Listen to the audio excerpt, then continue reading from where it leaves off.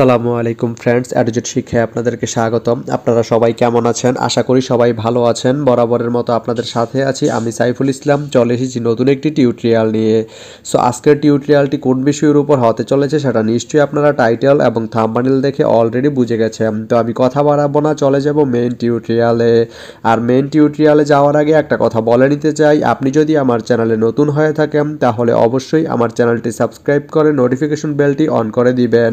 আর যারা already subscribe করে রেখেছেন তাদেরকে অনেক অনেক ধন্যবাদ। যারা আমার এই ভিডিওটি ফেসবুক থেকে দেখছেন তারা আমার পেজটি ফলো করে সাথেই থাকবেন। তো চলুন চলে যাই মেইন টিউটোরিয়ালে।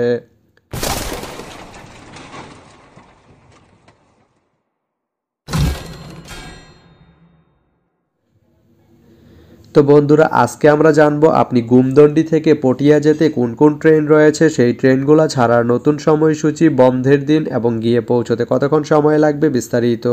তো আমি যদি আপনাদেরকে ট্রেনের সময়সূচিগুলো বলে দেই, আপনি গুমদন্ডি থেকে পটিয়া যেতে শুধুমাত্র একটি ট্রেন রয়েছে, সেটি হচ্ছে প্রবাল এক্সপ্রেস।